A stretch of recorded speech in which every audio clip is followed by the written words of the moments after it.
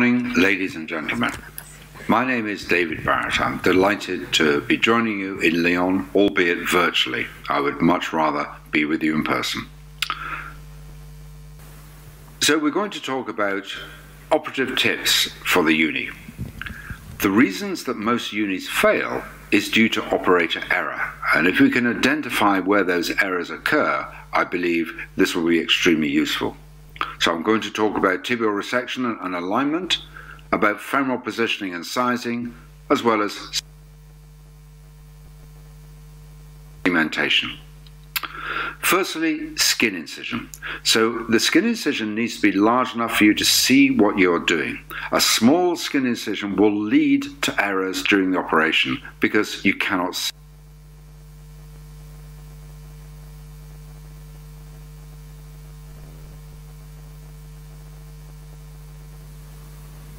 what you're doing. All of our patients in uni will have a degree of correctable varus, and that correctable varus will determine the depth of the tibial resection. So the tibial resection depth depends on the degree of correction. It's not a measured, if you like, depth that is the same every time. It varies between case to case. So we can see here I'm correcting the varus and I've got a gap between the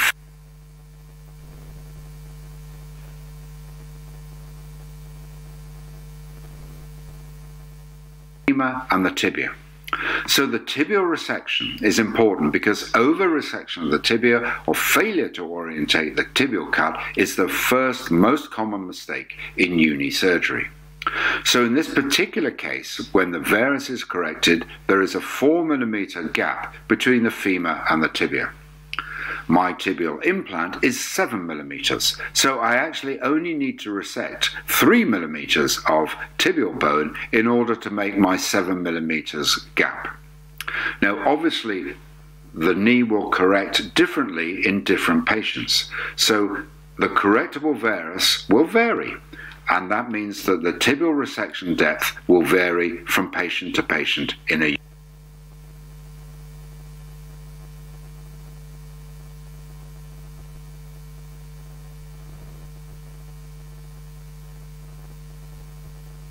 uni. And that tibial resection depth gives us our alignment, which is the key to function of a uni.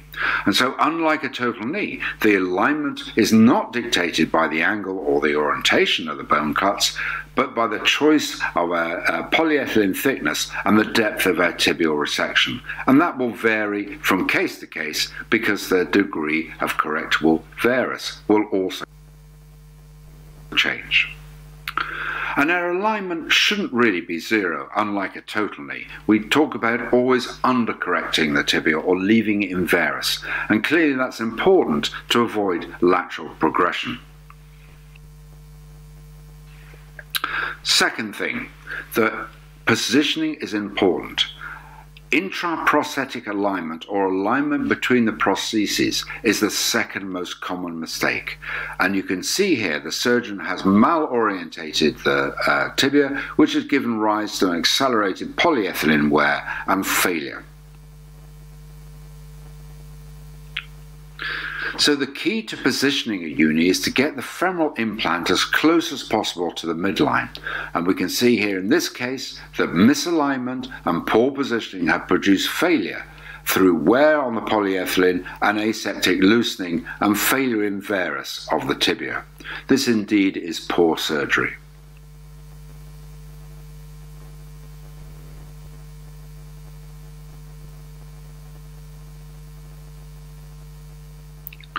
So we want to get the femoral implant as close as possible to the intercondylar notch. And you can see as that happens, that produces loading of the prosthesis in the appropriate place of the tibia.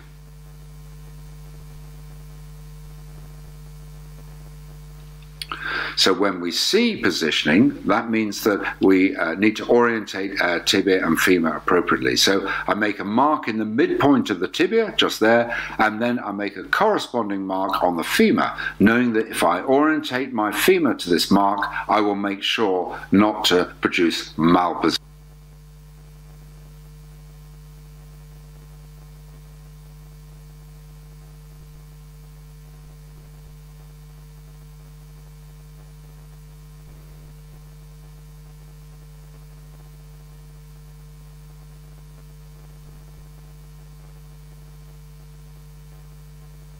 positioning. Looking from above, you can see the tibial platform. This is what this means. That's my contact point inflection of the femur if I allow the femur to be too medial. As we go to extension, you'll see the contact point rolls forward, produces edge loading, which produces polyethylene wear. And so if I make sure that my femur is positioned as closely as possible to the midline, that will be my contact point inflection, and as we roll forward to extension, we will still be on the polyethylene, which will produce good loading.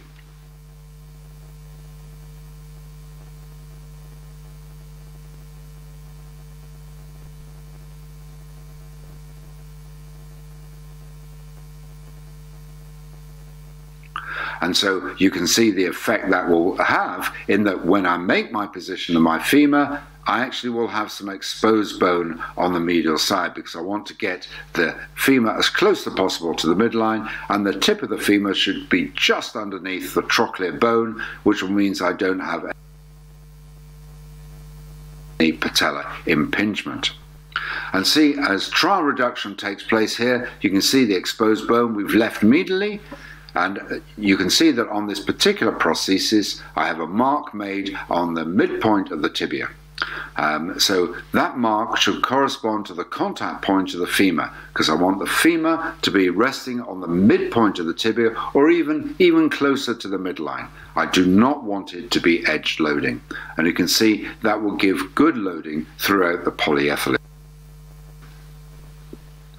Final point is cementation, which is probably more important in a uni than in a total because of the extent of loading of the cement bone interface in a uni in a very active patients.